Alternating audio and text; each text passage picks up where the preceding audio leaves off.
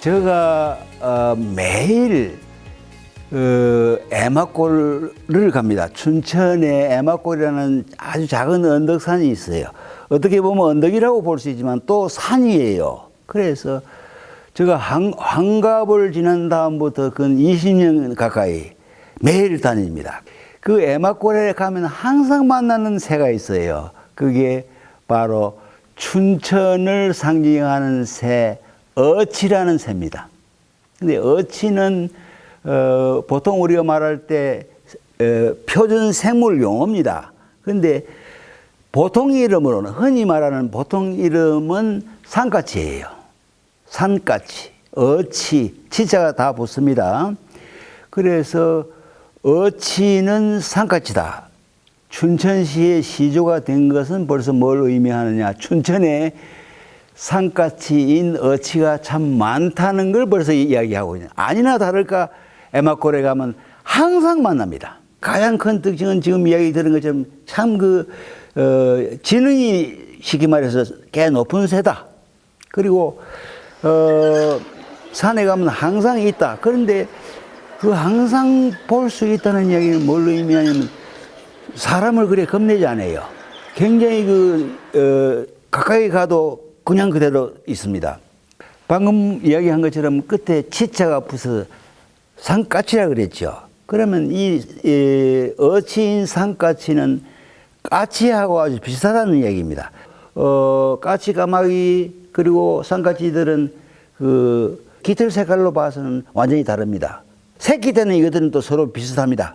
이 넷이 새끼 때 아주 비슷해요. 깃털이고 뭐 모양이 비슷한데 커가면서 이제 완전히 색깔 생태들이 다 달라지죠. 이렇게 어치는요 배 부분에 붉은 갈색, 아주 저 까치하고는 완전히 모양은 완전히 모양이 깃털 색깔은 완전히 다릅니다. 그리고 까치야 긴 꼬리가 있는데 이건 긴 꼬리도 없어요. 짧습니다. 그리고 몸집도 까치보다는 훨씬 적습니다. 그런데 그러면 왜 이것들을 같은 과에 집어넣느냐 하면은 여러 가지 생태를 이제 비교를 하는 겁니다. 산란부터 시작해서 생식기 구조, 이것이 상당히 유사한 겁니다. 다시 말하면 옛날에는 같은 종이었어요. 이것이 분화되어서 다른 종으로 갔을 뿐인데 겉으로 봐서 깃털을 가지고 이제 다른 종이라고만 얘기를 하지 않습니다. 네. 보통 새들이 참새를 포함해서 새들이 그 마리수, 개체수가 지금 줄고 있어서 걱정을 하는데 까치도 지금 숫자가 자꾸 늘어서 탈입니다. 개체수가, 마리수가. 이 산까치, 이것도 까치니까 요놈들도 잡식을 하거든요. 이것저것 도토리부터 시작해서 뭐 과일 등 곤충까지 다 먹는 잡식 동물들이라서 그 생존이 굉장히 유리한 모양입니다. 정말 참 재미있는 거는 참 새들이 이제 영향이 날아와서 절대로 바로 둥지로 보금자리 둥지로 들어가지 않고 반드시 까치도 그렇습니다. 사실 보면 와서 집 근방에 와서 딱 앉아서 전체를 살펴봅니다. 본 다음에 이상 없다 싶으면 들어가요. 암놈이 알을 품고 있으면 먹이를 주고 나중에 이제 새끼들 먹이느라고 둘이서 바쁘게 왔다 갔다 하는데 새들도 새끼한테는 반드시 그 곡식이라든지 지금 같은 홍시라든지 도토리 절대 안 먹입니다. 안 먹이고 개구리, 청개구리 또 뭐 여치 등등 곤충 또는 여러 가지 동물 먹이를 갖다 먹입니다. 그래서 크는 동물들한테는 단백질이 참 중요한 것이다. 그런 것들도 그 새들한테서도 우리가 그걸 볼 수가 있습니다. 네. 우선 요 녀석이요. 소리를 참 잘 냅니다. 저도 휘파람 새인 줄 알았는데 휘파람 소리를 내지요. 그리고 부엉이 소리도 흉내를 냅니다. 다른 까치의 흉내도 냅니다. 여기서 하나 중요한 것은 왜 부엉이 소리를 내느냐, 이 녀석이. 왜 부엉이 소리를 내냐.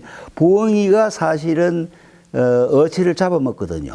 맹금류인 부엉이가 잡아먹기 때문에 부엉이 소리를 내므로써 부엉이가 쟤를 잡아먹지 않도록 하는 요런 안 잡아먹히려고 하는 요 정도로 머리가 좋은 놈이에요. 그리고 또 우리가 이야기를 드릴 수 있는 것은 가을철이 되면 까치나 까마귀가 먹잇감을 물어다가 전부 어디 그 돌밑이나 잔디 또 풀 줄기 밑에 있는 데다 숨겨둡니다. 이렇게 숨겨둬요. 숨겨뒀다가 한겨울에 눈이나 오고 하면 그걸 다시 파먹습니다. 그건 잘 보면 가을철 되면 참 재미있는 그 소위 까마귀과 조류들의 특징을 볼 수가 있어요. 이 어치도 마찬가지로 도토리를 물어다가 한 곳에다 모아둬요. 모아둬서 한겨울에 먹을 게 없으면 그걸 먹는다 이 말입니다. 그래서 가을에 먹이를 비축했다가 겨울에 찾아 먹는 것들이 그 머리 좋은 놈들이에요. 근데 참 재미있는 자연 현상 중에 하나는 어치도 모아놓고 다람쥐도 도토리를 모아놓죠. 이거 다 못 찾아 먹는다 그랬습니다. 못 찾아 먹으면 그러면 어떻게 됩니까? 남아있는 도토리들은 거기에서 싹을 틔우죠. 그래서 먹으려고 모아놨던 것 일부가 결국은 도토리를 이놈들이 물어다 멀리 퍼뜨려준. 그래서 도토리 나무와 이 까마귀과 이것들의 그 공생, 식물과 동물이 서로 도우며 사는 현상들을 그 이야기를 거기서 발견할 수가 있는 겁니다. 모든 새들이 몸에 기생충들이 있습니다.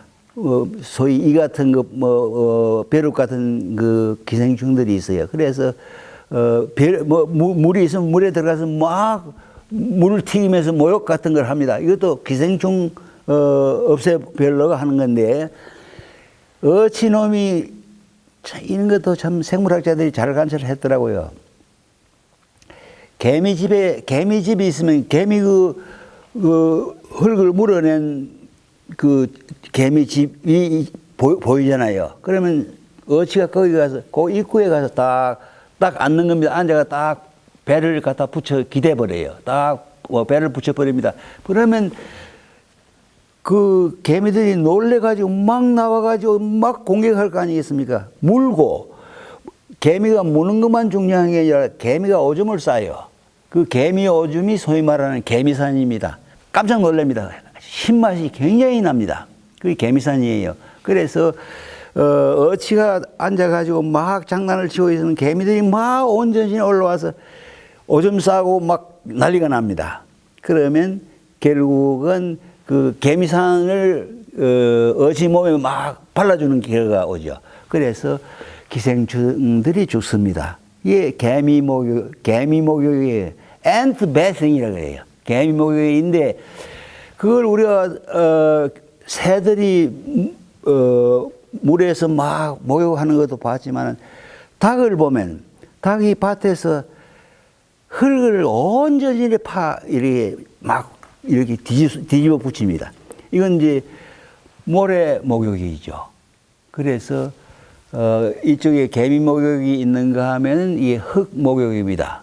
닭의 흙 목욕. 그리고 많은 산새들이 물 보면 물가에 와서 막 물을 튀기면서 목욕하는 이런 것들은 전부 몸에 있는 기생충을 죽여오자 라는 그런 생태적인 것임을 또 아는 것도 중요하다고 봅니다.